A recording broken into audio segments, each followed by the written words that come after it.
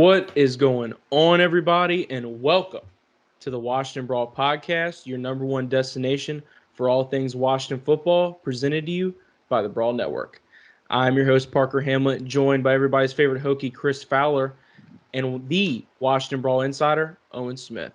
We're coming to you guys mere moments after the Washington football team's devastating Week 2 loss to the Arizona Cardinals by a score of 30-15. Giving the Washington football team their first loss of the 2020 season, a very decisive one at that. So, guys, I'm just going to be frank. What a brutal game. There's really no other way to say it.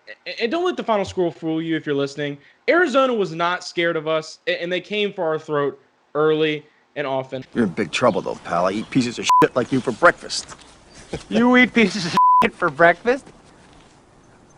No. A lot of garbage time stats accumulated as the Washington football team entered the fourth quarter down, I think, 20-3, and we didn't find the end zone until damn near the end of the game. So, Owen, Chris, how are you guys feeling now that we've been brought back down to earth after a pretty good week one? I feel like if anybody, my expectations were pretty low, and I'm still fucking pissed about this. This was a winnable game to me, and even though I had us losing, seeing it out there on the field, I felt like this was definitely a winnable game, and just there are still so many factors that just are holding us so far back. Owen? Wow. I don't know. I honestly don't know how to. I thought that we were going to be more steady in our loss. I thought that I had us losing. I had us scoring 14 points in my prediction last podcast, which pretty close. I think that's acceptable margin, but I thought we were going to be more sturdy. I don't know. I thought something was going to happen, that we were going to have a consistent game. I thought our offense was going to be consistent, and what it did, it might have not done great, but it wasn't going to be garbage. Our offense this game was just pure garbage. There was no way around that. I smell like hot trash. I smell like New York City if they're having a garbage man strike. It's disgusting. Gibson did an all right job. Terry did a great job. Everything else was just bad. That's no other way. Yeah, I mean, there were a few bright spots. You know, it was a pretty stern ass kicking by Cliff Kingsbury's Cardinals. Before we get a little bit too far into the negative, like you said, got to give a huge shout out to Terry McLaurin. Finished with 7 receptions for 125 yards and a touchdown. First 100-yard game of the year and his first touchdown of the season. So congrats to him. I think we can all agree he was pretty much the only bright spot. It's still such a quiet 125 too. I mean, you would have almost thought that Terry McLaurin wasn't even a factor in the game. That lopsided to me.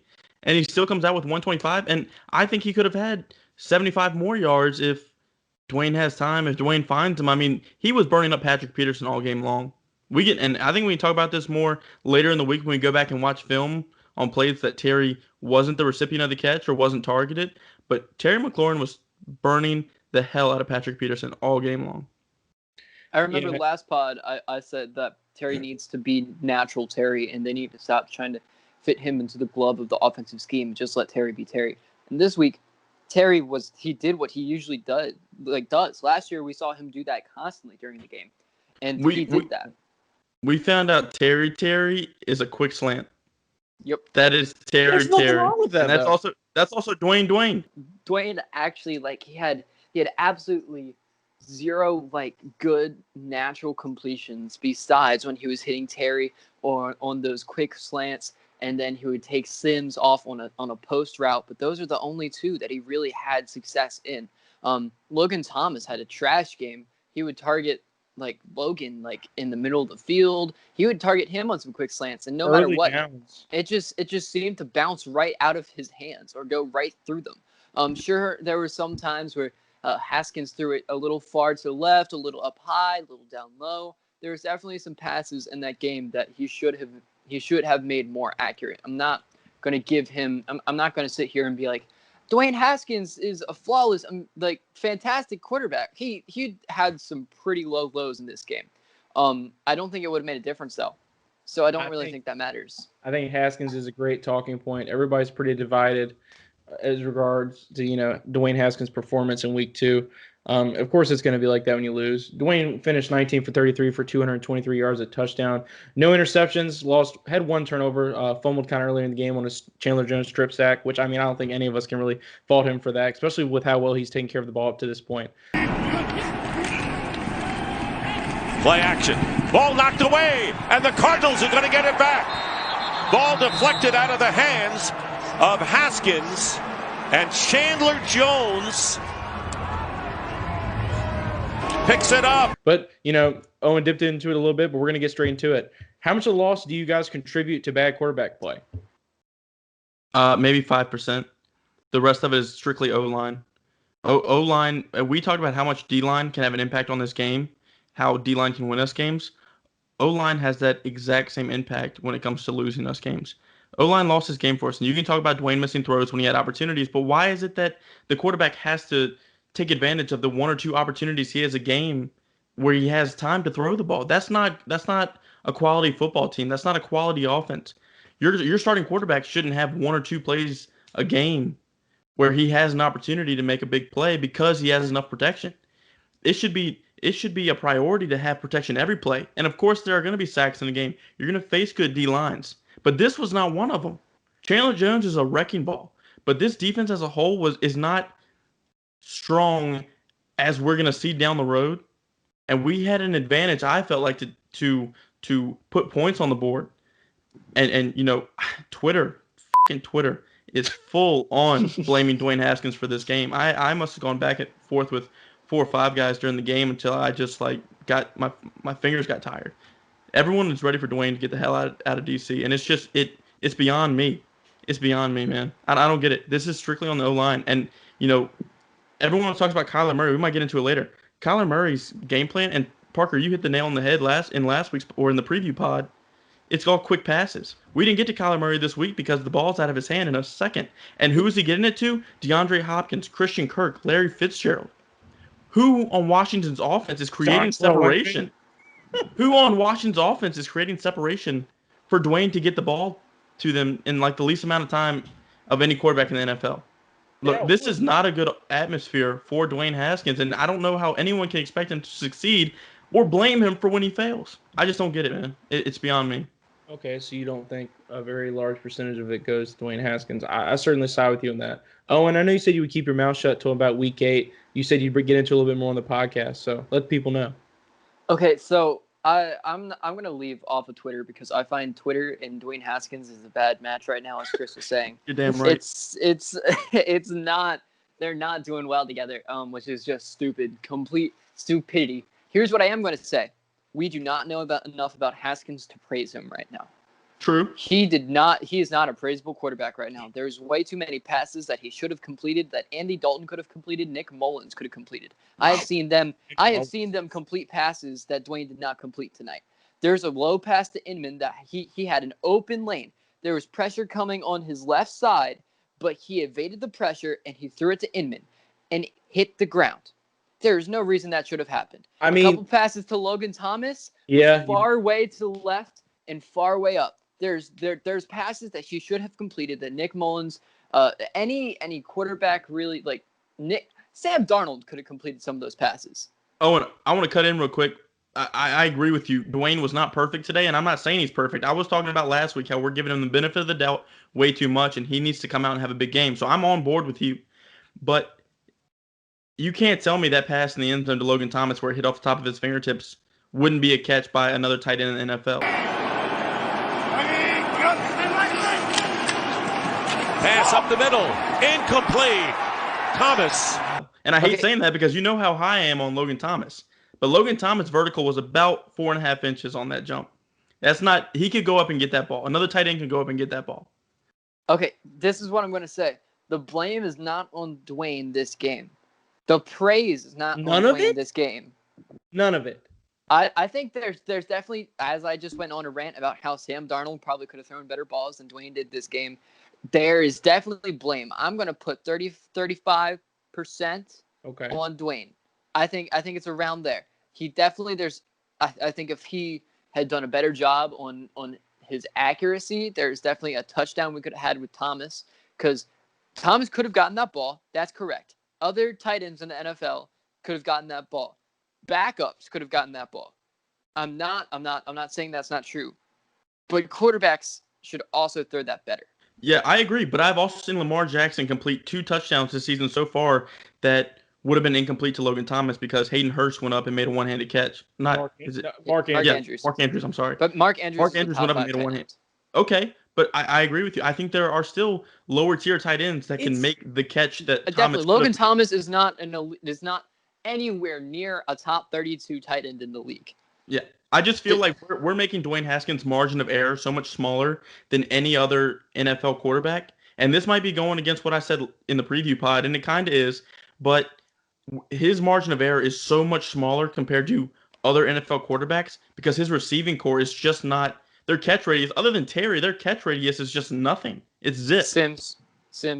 He makes good Where catches. Where the hell has Sims been? Both Sims made some good passes. Sims made some good catches today along the edge. Sims gave the Cardinals all the momentum in the first half. He set the tone of the game. That's on special teams. That's not catching passes. That's special teams. You guys are getting ahead of yourself. Brady Quinn, former NFL quarterback, was quoted in saying today that Dwayne Haskins does not have enough talent around him to be consistent. Chris, do you feel like that's a fair statement, and do you feel like that defends the offense's poor outing, or how do you feel about that? Hell yeah, I agree with that. You're not going to know what Dwayne Haskins has until you get some people around him who can produce. I mean, Allen Robinson. Okay, you're kind of pulling my strings on that one, so I might have to switch my stance up on that. But still, look, no quarterback in the NFL is going to have a much better stat line than Dwayne Haskins did today if he's surrounded by the team that Dwayne has. And that's not including Ron Rivera. I love Ron. Scott Turner threw up some question marks to me today that I didn't see as much last week. And just the point of he has very limited resources. So I agree with Owen in saying that I'm not saying I'm necessarily praising Dwayne Haskins. I'm not saying that Dwayne Haskins is the best quarterback for this team.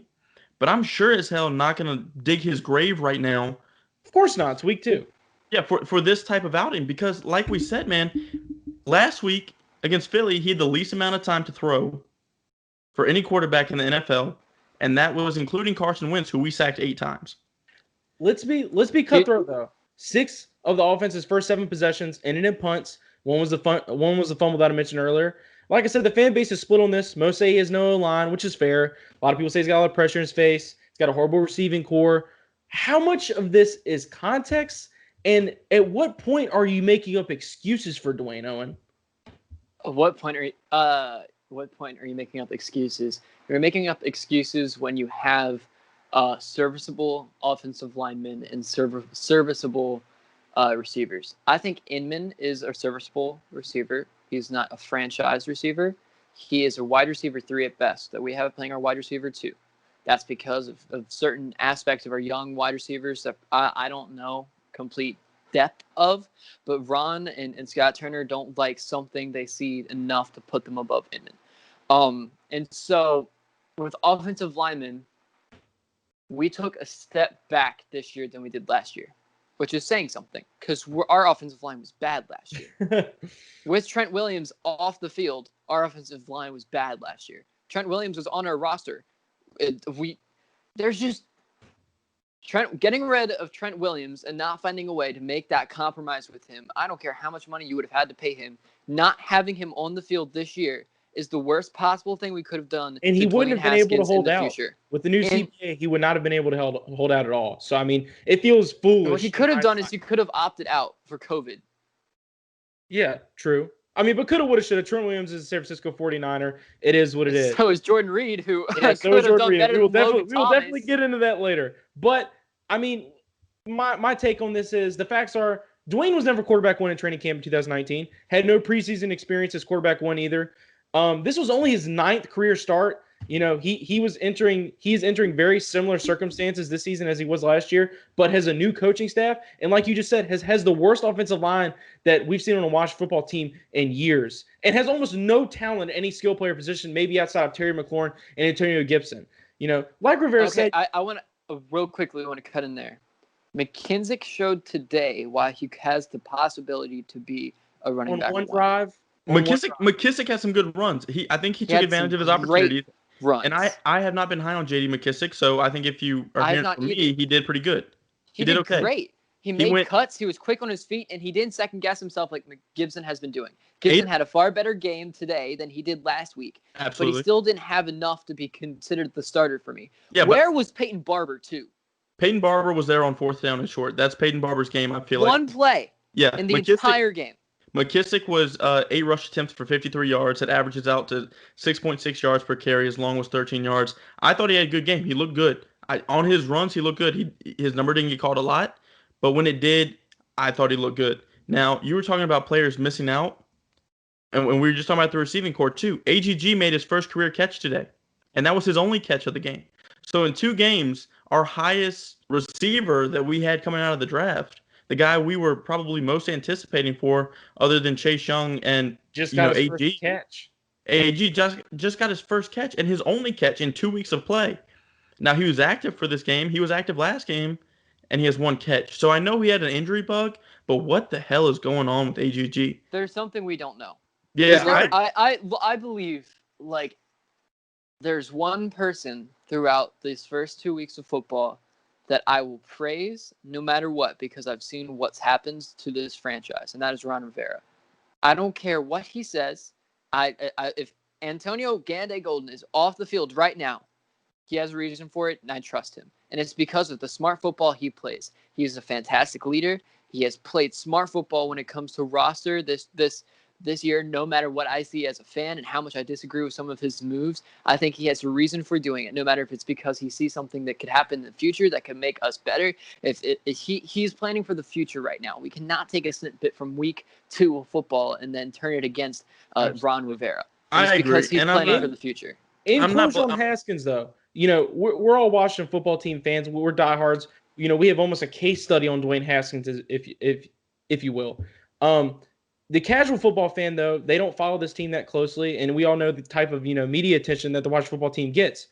What do you say to people that are critical of Dwayne Haskins' performances when you see your Justin Herberts of the world who come in on a whim and almost outduel the reigning AFC champion Kansas City Chiefs? What do you say to the people who say, well, look at Joe Burrow with his 61 pass attempts in prime time carrying the Bengals on his back? What do you say to the people with their Gardner Minshews of the world? Those guys are coming out and having immediate results. And Dwayne's not having that big breakout game that Chris has been referring to for multiple weeks. What do you guys say to those casual football fans when they talk about how, slim Dwayne's performances are? I mean, we all talked about last week about how, what would be a big game for us out of Dwayne. Mine was 200 yards, 2 touchdowns. So what do you guys say to those people? Protect him. Protect him. That's the answer. Whoa. I'm not saying Dwayne Haskins comes out and throws for 4 TDs and 350 yards if you protect him, but that's got to be priority number 1 right now. You got to protect him, or you are never going to know what he can do. Here's what I'm going to say. Things are never going to be perfect. But, Chris, things are never going to be perfect. You look at – 1 second. You look at the New England Patriot game. You look at the Seattle Seahawks game right now. Russell Wilson got absolutely annihilated and I know we're talking about Russell Wilson here, but you want Dwayne Haskins to be a franchise quarterback. Russell Wilson gets absolutely annihilated with pressure in his face and delivers a 54-yard bomb to DK Metcalf over the Defensive Player of the Year and Stephon Gilmore. Things are never going to be perfect in the National Football League. Things are constantly evolving. Things are constantly adapting. And we're so early on in the Dwayne Haskins experiment to where we're not getting any marginal results. What do you say to that? Okay. Russell Wilson is this year's MVP in my book so far. And it's only week 2, but he's my MVP. So I think it's hard to compare a second-year player who hasn't played 16 games yet to Russell Wilson. Of course. Whoa. I think we got to look real quick at the roster Russell Wilson has and the roster that Dwayne Haskins has. I think we put Russell Wilson in the Washington football team. If we just do a swap real quick, Dwayne Haskins will win probably like 9 games as a Seahawk, right? And I think Russell Wilson wins at max 7 games in Washington. And it's because of the roster he has. There's no possible way that you would consider Russell Wilson as an MVP with the roster that Washington has. To be a franchise quarterback. Chris was anticipating that Haskins was going to come out and throw 300-plus yards this week and show that he is that guy. I didn't anticipate. I was hoping for. I was trying to. Well, how long do we wait? Whoa, motivate whoa, whoa, Dwayne whoa, Haskins. whoa! But look, What was I your agree. bold take? Yeah, that was. But I never said I anticipate. I said I am shooting. I want him to. I need him to. Anyways, Okay. look, this is my thing. Yeah, Haskins needs to be. I won't say needs to be, but the goal for Haskins is to be in the name for MVP. Like that's what we want. That's what makes a franchise quarterback. That's what makes a great quarterback. That's what we want. That's what we hope his ceiling is. And if it's not, yeah, maybe it's time to move on. Well, Wait. Every team has line issues, right? Every quarterback gets pressure. But we just talked about week 1 how Dwayne Haskins was the most pressured quarterback in the NFL.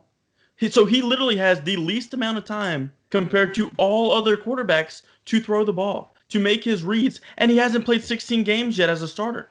Look, you have got to give him some sort of protection. Even if you're in the lower third of the NFL in protection, you have to give him something.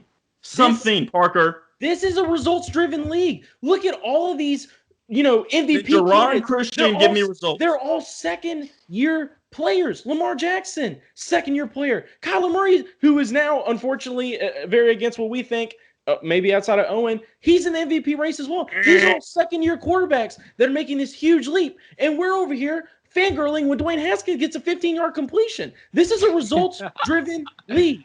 Owen, before we move on, what's your take?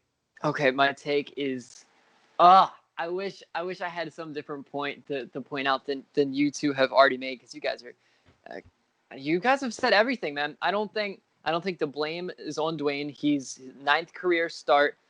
It is in fact a proven league where you have to make a difference to claim your title in this league, and right now Dwayne is not making a difference. No. But that's not all on him either, because as we've seen at the beginning of each game, we have a very clear script, right? If you look, each play is not resulting on what the other on the momentum of the game and how it's going. It's scripted. The best football we play is in the second half, in the last quarter and a half, and we go, oh, we're down right now. We need to do something. Let Dwayne cook. Then Haskins chooses plays based off what he's comfortable with, and they're usually quick slants, and they're usually play actions. And that is what he's good at. We need him to find his groove, and we need to play off of Dwayne's groove for him to actually make a difference on this team. So no, it's not on Dwayne. It's not on the coaching staff. It's not all on the offensive line. It's not all on the defense. This is just right now a very questionable, problem-ridden team all around, and we need to find out how we can fix it. So it's not a blame game here, because all aspects of the team are in fault. Our safeties are not playing well deep. I saw Pocky get completely destroyed at least 3 times this game with deep ball. Curl was not playing the flat. Chase Young was playing the flat. Stay on Haskins. Okay. My thing is, sorry, I'm ranting. No, you're making phenomenal points. We'll get to all that stuff. But in closure about Haskins, the plays are just too scripted. I don't know what Scott Turner's doing, but it's like these plays take 3 or 4 different motions and all this extra stuff set up when Dwayne needs to major in the minors. I agree with that, but we also can't blame it on Scott Turner. It's his second career game calling plays. Am I wrong? I think once we talk about Dwayne, once we wrap up on Dwayne, we need to go to Scott, because he is you talked about percentages of blame for this game. He's got a chunk for sure in my book. Absolutely. I mean, guys, it could have been worse. Dwayne could have went 6 for 19 for 59 yards and 3 interceptions. You guys want to guess who did that? Chris, go ahead and cue the Jeopardy music.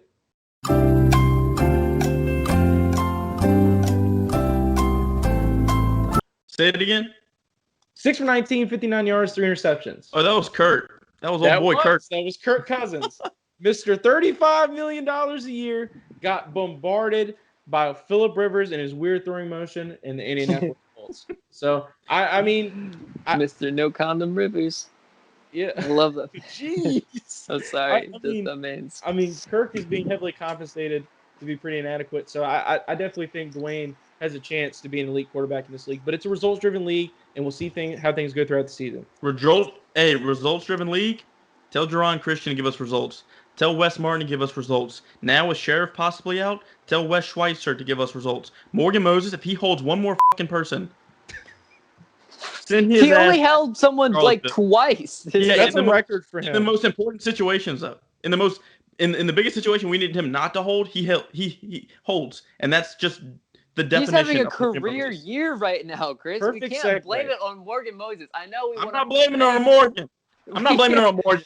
I'm just I saying, know we dang, want to find as many scapegoats as possible because we don't want to blame the guy we view as our future franchise quarterback and precious Ron Rivera and precious, oh my goodness, we've been hyping up this coaching staff for the entire year, but we can't find a singular scapegoat because everyone is screwing up right now.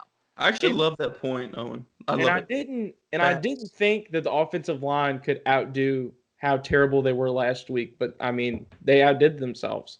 And the Jerron Christian experiment, like you said, Chris, is crashing and burning. They got Chris, better as we went along. They did. They got I better mean, later in the game. then I'll But it ask you, wasn't what enough. can they do to salvage this side of the offensive line? Hell if I know. I don't. You know what they Owen? can do? You know what they can do? They can start Kyle Allen and let him get hit 1,000 times. I'm all in by week 8. If we do not improve in how we're playing right now, start Kyle Allen for the rest of the year.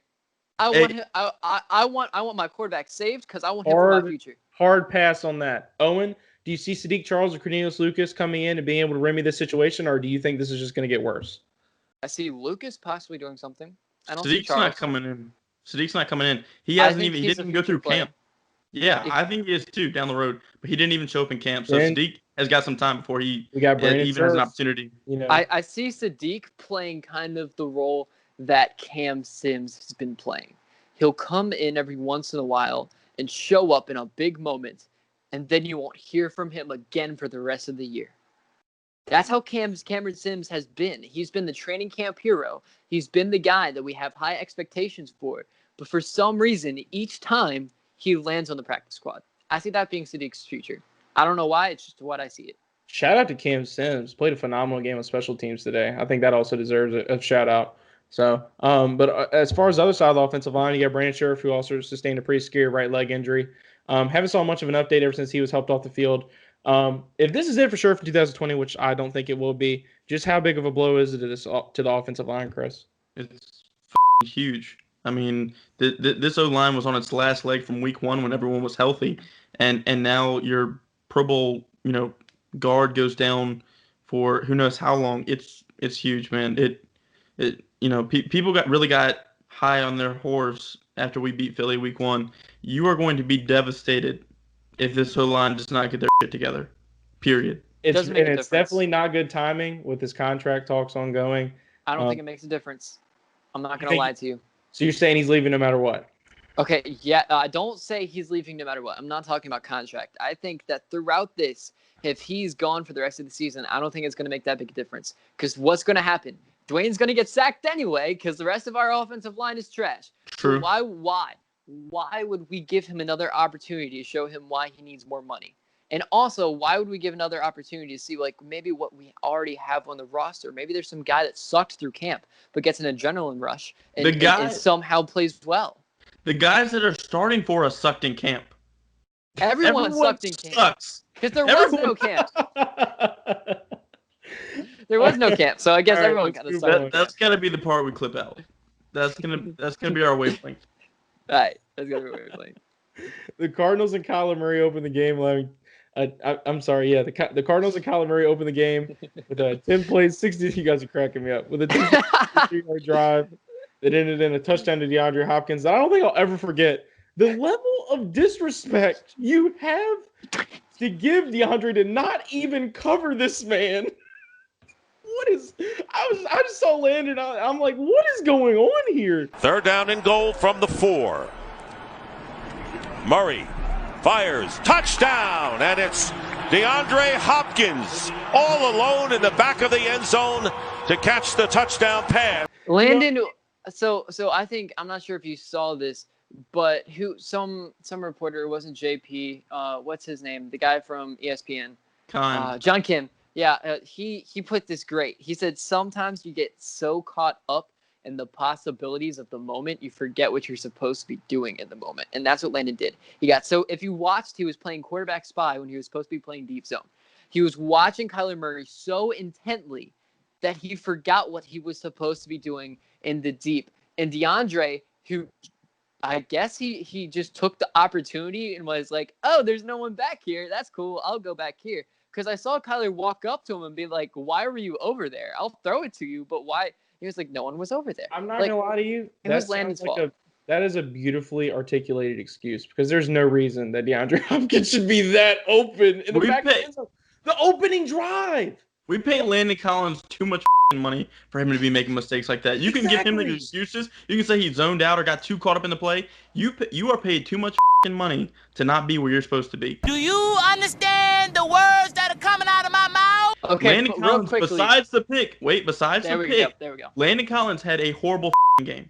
But I mean, that was all he was getting outrun by tight ends. He had a bunch of tackles, and I'm glad about that. You got your Bama homers who are like, oh, well, Landon Collins this, Landon Collins that, Sean Taylor this, Sean Taylor that. There are too many, and Landon will just, his brow will shoot up, and he will get in his feelings if you call him a box safety, but he shows week in and week out that is exactly what he is. And to leave a player the caliber of DeAndre Hopkins wide open on the opening drive, there's no excuse for that. I don't care if there's a unicorn in the nosebleeds. I don't care what you see. I don't care what you're looking at. So there's no excuse for that. So, like I said, DeAndre actually didn't finish with 100 yards. I think that was one of my bold predictions. Honestly, it was a miracle, especially with us having no Kendall Fuller. Owen, how much do you think his absence is hurting the defense week after week? Kendall Fuller? Oh, yeah. God. Kendall Fuller, I love you, buddy. I don't know where he's been. I don't know what happens. He's not an IR. So why is he not playing? I can't possibly that if he doesn't play again, then why didn't we put him on IR? Because that means if we put him on IR from the beginning of the NFL, like before week 1, we could have pulled Cam Sims onto the active roster and then moved him down to practice squad instead of continuously moving him up and down and up and down and up and down. And it would have made more sense roster-wise. Yet again, I believe in Ron. I trust what Ron says, but it just doesn't make roster-wise sense to not play Kendall Fuller for 3 weeks and not put him on IR. We needed him so bad today. His tackling and coverage, it would have complemented the entire secondary and been a perfect match for DeAndre Hopkins. And I really do think that was the difference of the game. Go ahead, Chris. The thing with Kendall is I think he was pretty much a game time decision. I mean, we didn't know that he was out until maybe last night or this morning. So I don't think it's the type of injury that we think is going to last 8 weeks. So if you put him on IR, you kind of lock him in to not being able to play for the first half of the season. So I think it's definitely a day-by-day, week-by-week type of deal with Kendall. And I really hope we see him next week. But honestly, I do not want to push him any little bit that he doesn't want to be pushed with this injury because we need him for the long haul. For past 2020, we need him. So he needs to get healthy first and foremost. Absolutely. And, you definitely felt the impact for sure. I mean, I think the secondary didn't do too awful. And we'll get into this a little later, but I didn't think the defense as a whole did too awful. So you think if Kyler Murray didn't have but one more option as a receiver to throw to, and that receiver was the one who got opening at the first down, Kendall being in that lineup could have changed that. Makes a difference, man, especially where you can line Kendall up all over the field. I mean, it doesn't really matter who he's on. He's going to lock them down. I mean, that's how he was using Kansas City, and that's how Jack Del Rio is going to use him on this defense whenever he does step on the field. I do agree the long term is what matters in this instance. So early in the first half, we went back and forth with them. We talked about that interception by Landon Collins, his first actually as a Washington football team player. Really? Then That's wild. First ever. It's his first time in 3 years getting an interception.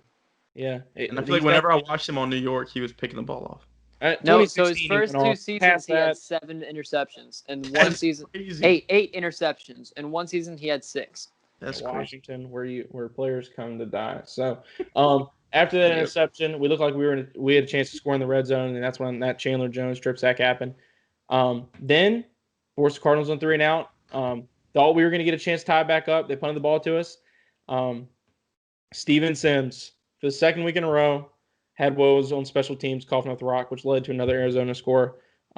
Even after the bad start, Washington had a chance to swing back, and they shot themselves in the foot.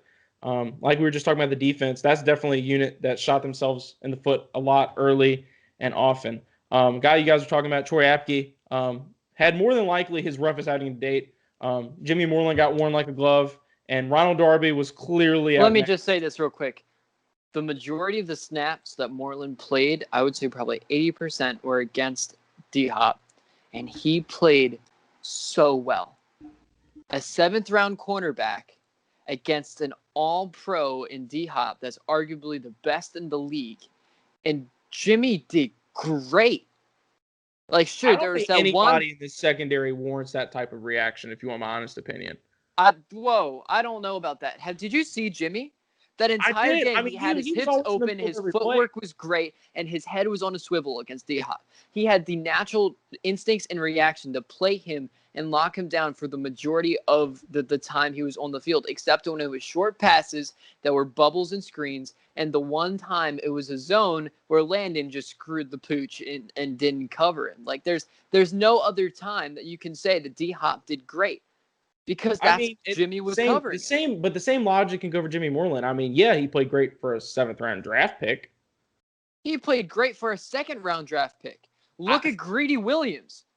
I would take Jimmy Moreland over Greedy Williams. This isn't about Greedy Williams, though. This is about the Washington football team secondary, and I don't think anybody showed up today. Chris? I'll tell you the MVP of the defense, and this guy isn't considered secondary, but it was run game, pass game, everything. KPL. Kevin Pierre-Louis had the game of his life and definitely the game of the defense. He beat out Chase Young. He beat out Kerrigan. He beat out Sweat. He was the best defensive player on the field today. He had a hell of a game. And I'm not talking about just like, racking up the stat sheet with tackles and such, but he was making big time plays. I mean, he was cutting guys off on 3rd and 2 right at the first down marker. I mean, it looked like any other Washington football team player. That guy falls over for a first down. KPL stuck his foot in the ground and buried him. He also had some decent pass coverage, and we just talked about last week where he got burnt up by Dallas Goedert and Carson Wentz, and we thought he was definitely a liability, but he had a game. John effing Bostic had a hell of a game. We thought our linebacker group was a weak spot in this team. They showed out today. Best overfield tackler on the entire defense. Yeah, if there's a bright spot in today's game, it's Terry McLaurin and our linebacking core, period. I gotta give some credit to Chase Young. Finished with a sack, 2 TFLs. He was blowing up screens. He was in the middle of everything. Chase Young is going to Chase Young. I will go against a little bit and say one of his tackles for loss was with like 3 seconds left before halftime, and everyone knew it was a run. And Chase Edmonds he was just a sitting duck. You gotta take it where you can get it. He also smoked him. He also annihilated him.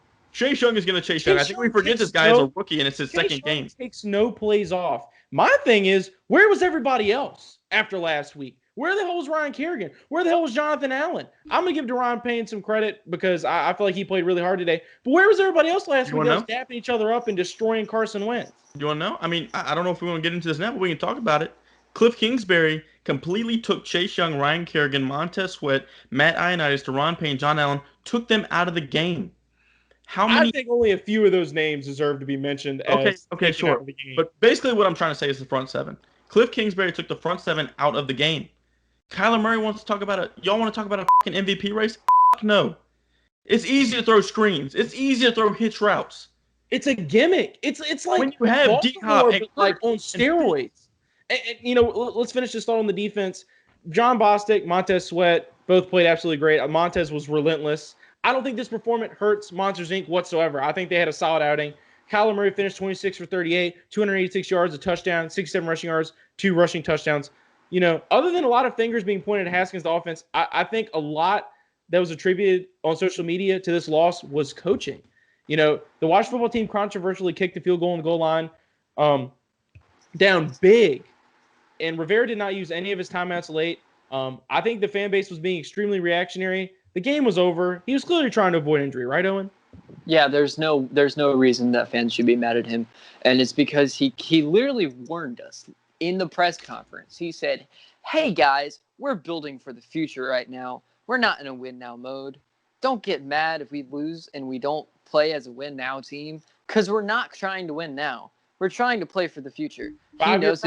He knows his job is cemented in the Washington franchise. He knows he is not going anywhere. He knows he's in control, and he knows Dan trusts him. And so he's going to play his heart out for the future of this team, not for the right now of this team. And so the fans, if you actually are a fan of this team, and you know that because we talked about it on our podcast, you said it last week. I know that it's all over Twitter when you follow JP Finley and Ben Standig and John Kim. all of them are saying, look, guys, it's a win later team. We're not winning right now. You can clearly tell we are not going to win right now. If we can't take it to the Arizona Cardinals, we're not going to take it to any team that you would consider a playoff team. That is by far. This is not a win now team. I don't know how many times I need to say it for y'all to get it in your heads. We are not a win now team. And so please don't get mad at Ron when he kicks a field goal because he doesn't want to injure his players. Please don't get mad at him for not calling timeouts because he knows it's a lost game. We're not going to go up 15 points in the 2 minutes that he had. That's not going to happen. We're a last quarter football team, but we're not a 15 minutes in 2 minutes football team. Exactly. I mean, at that point, the team had no chance of winning. They're already down their star offensive lineman in a losing effort. He had a great challenge late in the fourth with that 12-man on the field call. Rivera's composure throughout the game, honestly, to me, was admirable. He stands there arms crossed as if he's never lost control of anything. Rivera did say this team does have a long way to go, and I think maybe the fans should listen to him. I think Owen has a point there, don't you, Chris? Yeah, I definitely so. I think, we stand by this, and Ron we trust, and I think we got to stick with that even as questionable as things can get. But you should have walked away, pleased with the coaching staff or at least Ron, just on the fact that he challenged the 12-man on the field. That was such a smart football because play. Not only was he right, he also kept the drive alive. He also kind of got a free timeout in that situation. And does Jay Gruden never make that call? No, I don't think so. I think he's smoking a doobie and talking to Capri Bibbs' girl the whole time. He's not even watching the game to know if he needs to challenge. I mean, just in that moment, I will say I questioned the no timeouts late in the game and running the ball with the 30 seconds left. And we want to see our guys fight to the last second. But Dwayne gets hurt with 15 seconds left in a 2-score game, and how many people are going to Twitter saying, "What the hell, Ron? You should have just taken him out. Should have just run the ball out. Should have just run the game out. What are you doing?" People on Twitter think they're coaches, man, and they just don't know what the fuck they're doing. People want to find some reason to blame Ron for the past since when was Bruce Allen hired? Early 2000. Early 2000, 1999, 2001. In between that time period. When Bruce Allen was hired, they want to blame everything that's happened since then. I want to say it was actually late 2000s, but it doesn't matter. That toxic part of our lives is over now. We're in a new era, like you said. Antonio Gibson scored his first career touchdown today in the fourth quarter. J.D. McKissick caught fire in the second half. But overall, the running back core had a very quiet week one. We kind of talked about this earlier. Chris, what do you think prohibits the offense from moving the chains in that quick-paced offense like they did later in the game? You're talking about running game. I wouldn't blame the lack of production from the running game so much on the running game itself. I think when they had the opportunities, they did okay. The problem was we got down so big so early. We went to the passing game so quick, and we stayed with it throughout the rest of the game. So I'm not sure exactly how many carries they had. I wish I could pull it up, but I know my computer won't be fast enough.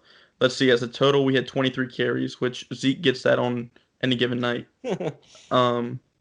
So, yeah, I mean, I think we just fell down. So, I mean, we were down 20-0 in a blink of an eye. So, at that point, we're just throwing. Definitely so, I don't blame it as much. Nothing. It was very reminiscent of last week. Yeah. Deja vu. Yeah. So, I mean, Peyton Barber had the big 1-yard rush on fourth down, which that was his only rush of the game. So, but it was, I mean, also, like, hats off to Peyton Barber. He's coming up big in these big moments. Dwayne Haskins had one rush for 8 yards, and then really your two workhorses were Gibson and McKissick. I thought McKissick ran really good. He had a better average, 6.6 than Gibson. But Gibson showed flashes early that showed he could have been on pace for a big game if he wouldn't have gone down so early. My favorite thing about Gibson was he never really gave up on a play. He never, tried to like stay in the pile where there was no room. You saw him elusive. Yeah, you saw him kind of get caught up in a pile a little bit, and then all of a sudden he, jolt out, and all of a sudden he's got 6-7 more yards. I really liked what I saw from Gibson today. He didn't go down easy. That was one thing. I mean, he didn't make any spectacular like broken tackles, but he definitely didn't go down easily. And I think if you went back and looked at the film, he had quite a few broken tackles in his opportunities. So I don't think we saw Gibson's breakout game, but there is way more to be optimistic about from today's performance than week one's performance from AG. There's Owen, a couple things we need. What do you think the disconnect is with the running back situation, in this week? I mean, week one, Peyton Barber had a huge performance. Everybody was utilizing all their strengths. But in this game, it was very abundantly clear that there was just a lot of issues in the run game. What do you attribute that to, and what do you think the team could do moving forward to kind of avoid that? Okay, first of all, the run game, just like the pass game, and just like the game is contributed to the offensive line. Like every time they would try and hit a hole, they'd have to bounce out, try hit another hole, have to bounce out, and then get hit by a safety because the safety had that much time to come up and hit them. Like that they couldn't find a lane to run. There was no actively created lane. Like if you remember last time, Morgan Moses came out and he hit the safety and allowed Peyton Barber to go in and get that first down. There was no lanes at all for our running backs. They had to make their own lanes, which, of course, if you're going to be an NFL running back, you have to make your own lanes sometimes, but not every single run. Even McKinzick had to make his own lanes. And Gibson was supposed to be a wide receiver. We all thought he was going to be a receiver. He's not even a natural running back, and yet he's doing all this. So the fact that this is his second start, he wasn't even supposed to be a running back. He was drafted as a wide receiver and or a hybrid, and now he's playing as our sole back that's doing like supposed to be our starter. The growth that he can have is going to be fantastic, but you can't blame it on him because it's his second game, and he's not even a natural running back. Sure.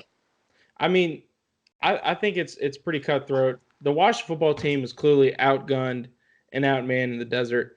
And it really did show that we are truly in the midst of a rebuild. Also, all these Cardinal fans that are just blowing our stuff up, go fuck yourself. I don't regret a single thing I said about Kyler Murray or the Arizona Cardinals leading into this game. They are not going to win the division, and they're certainly not going to win the Super Bowl. And Kyler Murray's not going to win MVP. I'm sorry. I'm not rescinding anything I said. So you can tweet, you can comment, you can post, you can do whatever. You guys aren't real fans anyway. Did any of you guys know Cardinals fans? I don't know one. I do know one personally, surprisingly. I know one. a couple. I know a couple. God, you guys got me beat. What do you mean? Way to put me on the spot. Okay, and before you go, let's be real though. The only reason we didn't win the game anyway is because Ron Rivera did get an IV at halftime. I don't know if that's the reason, but I love the pun there. Before y'all go at me, I think they're gonna win the division, so I'm not that mad about Chris the loss. looking at me on his moral high horse after he's have to bleep himself 46 times for this pod.